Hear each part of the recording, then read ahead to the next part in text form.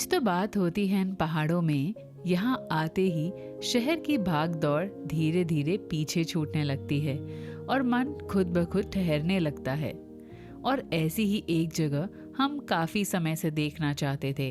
एक ऐसी जगह जो आज भी हिमाचल की मशहूर जगहों की भीड़ और शोर से दूर अपनी पुरानी सादगी को संभाले हुए है, और ये है बरोट वैली। मंडी से जैसे जैसे हमारी गाड़ी बरोट की तरफ बढ़ रही थी, रास्ते और नज़ारे धीरे धीरे बदलने लगे। एक तरफ पहाड़ों के बीच अपना रास्ता बनाती हुई ब्यास नदी और दूसरी तरफ दूर तक फैले हरे भरे पहाड़। इनके बीच से गुजरती ये सड़क हमें हमारी मंजिल के और करीब ले जा रही थी। कुछ ही देर में रास्ते देवदार के घने जंगलों से घिरने लगे और इन्हीं ऊंचे पेड़ों और खूबसूरत पहाड़ी रास्तों के बीच से गुजरते हुए हम पहुंच गए बरोट वैली।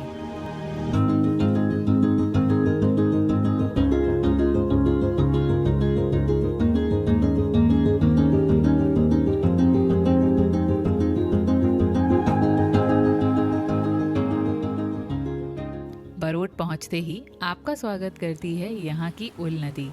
इसके किनारे बैठकर बहते पानी की आवाज़ सुनना ही अपने आप में एक खूबसूरत अनुभव है। ना कोई जल्दी, ना कोई शोर, बस नदी की आवाज़, पेड़ों की ठंडी हवा और सामने फैली ये खूबसूरत सी वैली। बरोट के रास्ते पर आपको कई जगह लोग लिंगड़े बेचते हुए दिख जाएंगे।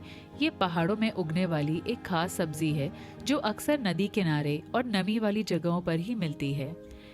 यहाँ के लोग इसकी सब्जी बड़े चाव से खाते हैं और इसका अचार भी बनाया जाता है।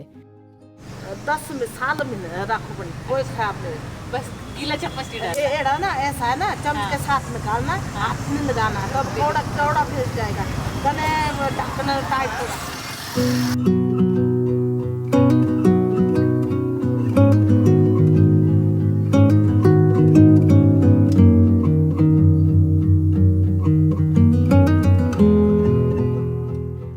अपनी राजमा के लिए भी काफी फेमस है। यहाँ आपको गुलाबी, काले और कई तरह के पहाड़ी राजमा मिल जाएंगे, जिनका स्वाद बिल्कुल यहाँ की तरह सादा, देसी और याद रह जाने वाला होता है।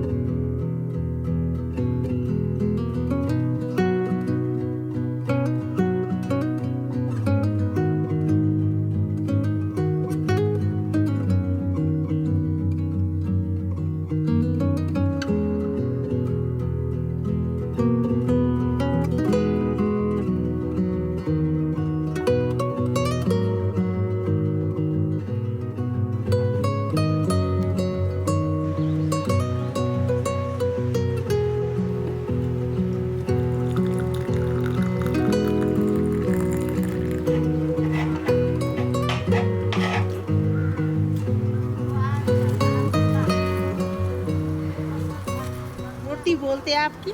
हाँ, रोटी बोलते हैं। थोड़ा सुस्ताने के बाद हम निकल पड़े बरोट को और करीब से देखने। बरोट की खास बात यह है कि इसकी कहानी अंग्रेजों के ज़माने से जुड़ी हुई है। ब्रिटिशर्स के टाइम यहाँ शानन हाइडल प्रोजेक्ट की शुरुआत हुई थी, जो इंडिया के शुरुआती हाइड्रो इलेक्ट्रिक प्रोजेक्ट्स में से एक माना जाता है। इसी प्रोजेक्ट की वजह से ये छोटा सा पहाड़ी इलाका धीरे धीरे लोगों की नज़रों में आ गया। आज भी यहाँ के मेन अट्रैक्शन अंग्रेजों के ज़माने के बनाए गए पुराने रिजर्वॉयर और इंजीनियरिंग स्ट्रक्चर्स हैं, जो इस वैली को हिमाचल में बहुत यूनिक बना देते हैं।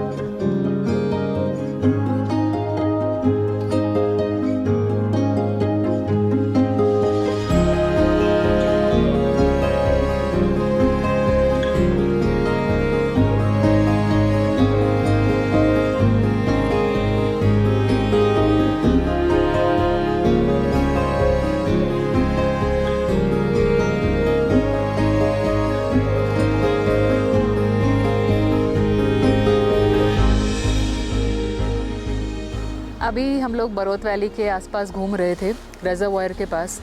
यहाँ पर मुझे इतने सारे ऐसे चिप्स, वेफर्स के पैकेट्स मिले हैं। मतलब मैं जितने उठा सकती हूँ मैं उठा रही हूँ, बिकॉज़ मेरे पास कोई बैग नहीं है। बट इतना ज़्यादा कूड़ा है हर जगह, कहीं पर भी चले जाओ, हर जगह जहाँ पर ह्यूमंस पहुँच गए हैं और सड़क पहुँच गई है, वहाँ पर बस कूड़ा फेंक के चले आते हैं।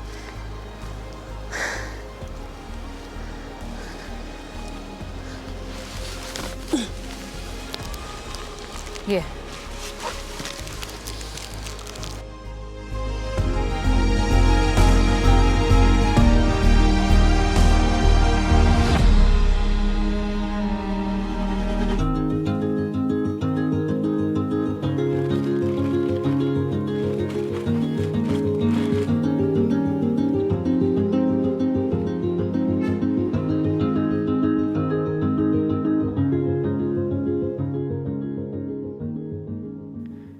और यहाँ मौजूद है एक अनोखा फाउंटेन, जिसकी कहानी भी काफी इंटरेस्टिंग है।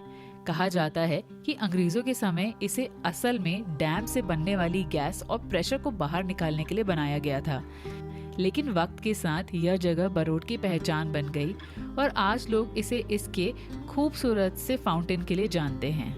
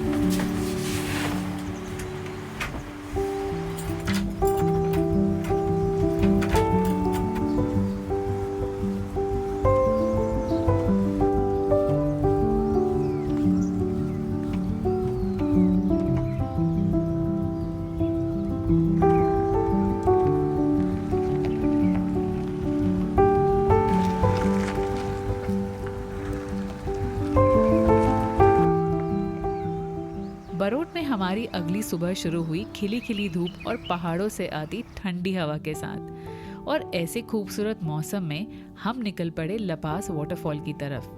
गांव वालों ने बताया था कि रास्ता थोड़ा संकरा जरूर है, लेकिन आगे का सफर और मंजिल दोनों बहुत ही खूबसूरत होंगी। बस इसी उम्मीद के साथ हम वाटरफॉल देखने निकल गए। ऐसे घुमावदार रास्तों से गुजरते हुए हम पहुंच गए लपास गांव, जहां आज भी पुराने हिमाचल की झलक दिखाई देती है।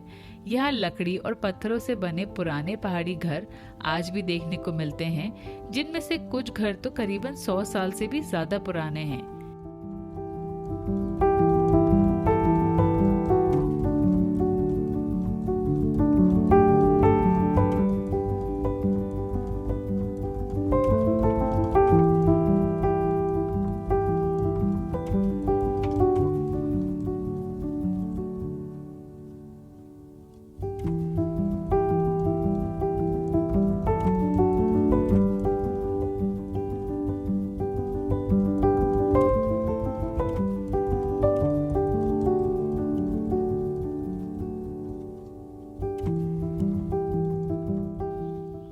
इन घरों के आसपास फैले जौ के सुनहरे खेत और सीढ़ी नुमा खेतों में होती आलू की खेती इस छोटे से गांव को और भी खूबसूरत बना देते हैं। लपास गांव की खासियत शायद यही है कि बदलते वक्त के साथ भी इसने अपनी पुरानी पहाड़ी सादगी और पहचान को आज भी संभाल कर रखा है।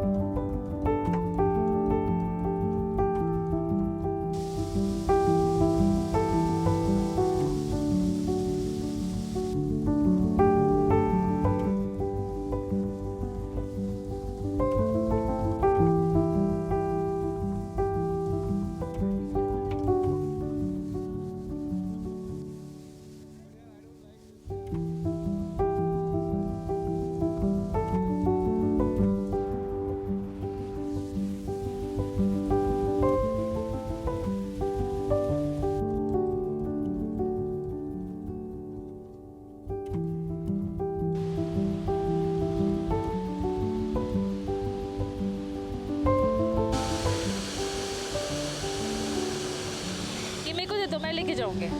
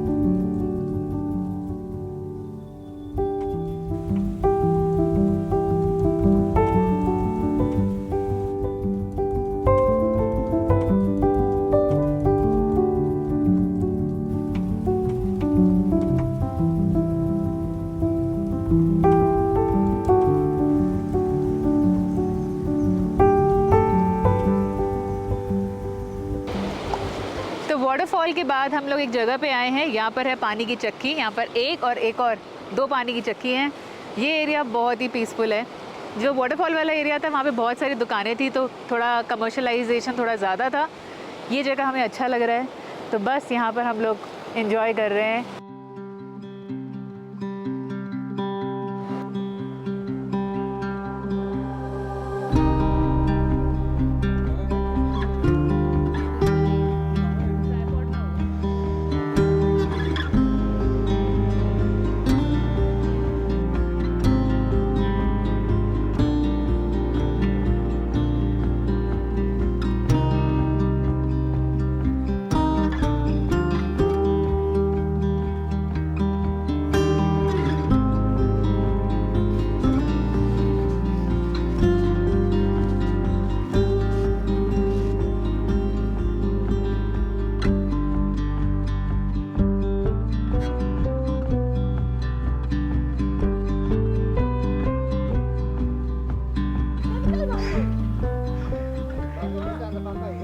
ये वाटरफॉल तक लेके जा रहे हैं? अरे बाप रे कितना किलो होगा? 30 किलो होगा ना? हाँ बहुत है। हाँ हाँ 10 किलो का बैग भी है, 40 किलो है।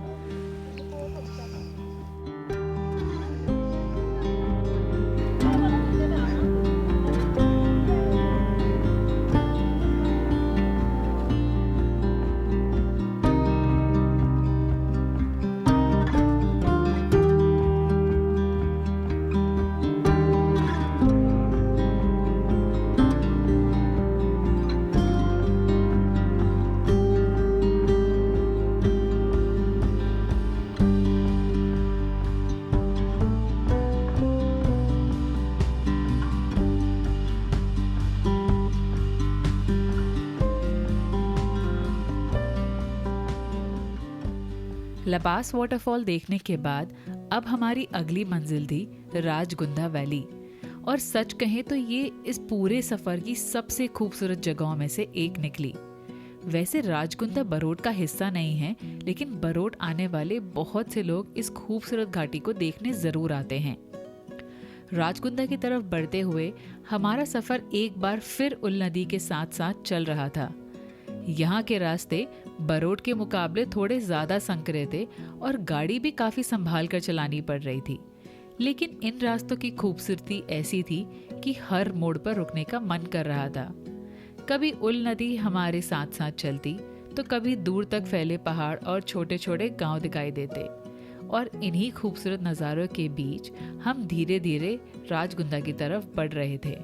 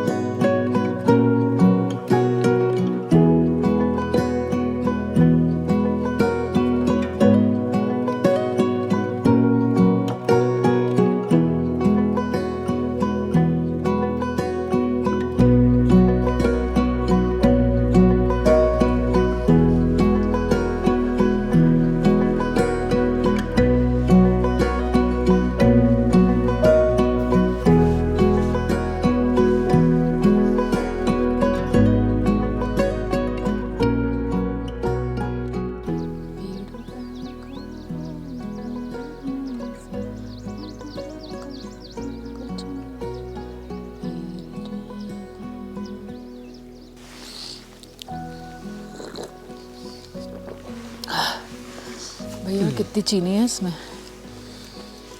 मम्मी की चाय मिस नहीं कर रहे हम। बट पहाड़ी लोग इतनी चीनी क्यों पीते हैं भाई? क्योंकि पहाड़ी लोगों को मीठा खाना पसंद है। बढ़िया, मीठा खाना बहुत लोगों को पसंद है। पहाड़ों में कुछ ज़्यादा ही मीठा। आई थिंक उनका मुझे लग रहा है पैलेट जो है उसमें स्वीट का जो थ्रेशोल्ड है वो बहुत हाई है। इसीलिए तो मेरा वज़न कम नहीं हो रहा है।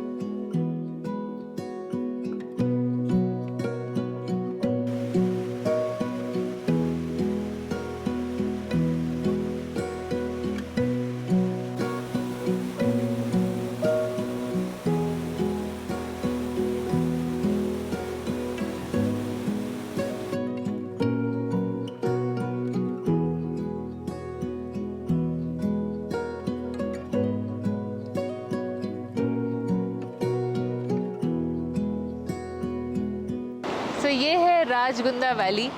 तो हम लोग अभी उल रिवर के पास ऐसे ही बैठे हुए हैं। यहाँ पर एक ट्रेल भी बनी हुई है। आई थिंक वो ट्रेल फॉलो करते करते आप जहाँ से नदी ओरिजिनेट होती है वहाँ तक जा सकते हैं। मौसम थोड़ा ख़राब हो गया इसलिए हम लोग नहीं जा रहे हैं, लेकिन इतना सीनिक, इतना सुंदर है ये पूरा का पूरा एरिया। पूरी वैली बहुत सुंदर है। एक दो जगह पे यहाँ पे थोड़ा बहुत कूड़ा कचरा है, बट वैसे बहुत बहुत बहुत सुंदर है। मतलब अगर बरोद के बजाय अगर मुझे ऑप्शन मिले कि यहाँ रहना है तो मैं यहाँ पर रहना पसंद करूँगी।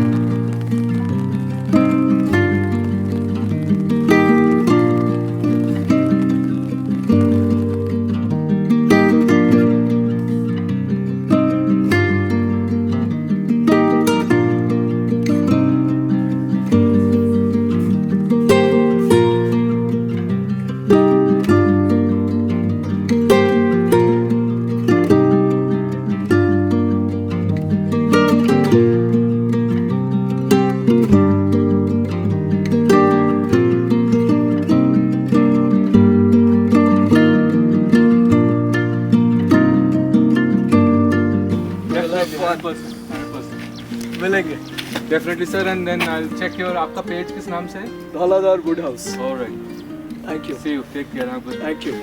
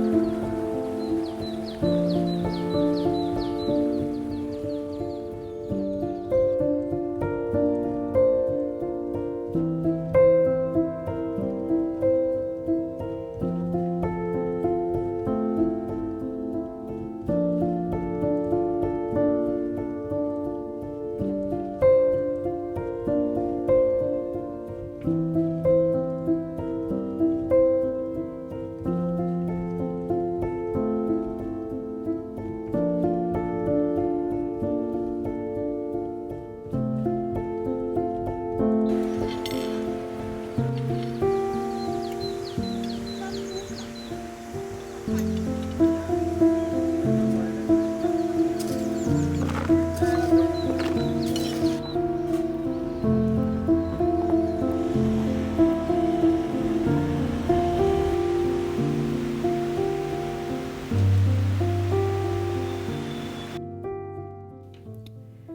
हम निकल पड़े थे बरोट के छोटे छोटे गांव को देखने। वैसे तो इस वैली में कई गांव बसे हैं और एक दिन में सभी जगह देखना मुमकिन नहीं है, इसीलिए हमने सोचा कि आज पोलिंग और लोहाड़ी गांव की तरफ चलते हैं।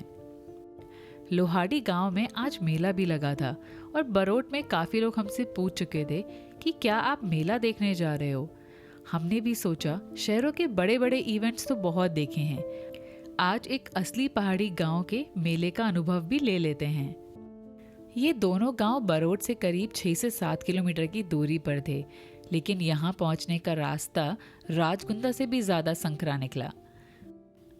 पोलिंग बरोट वैली के आखिरी गांव में से एक है, जहां आकर सड़क का सफ़र खत्म हो जाता है और आगे सिर्फ पहाड़ों का रास्ता रह जाता है।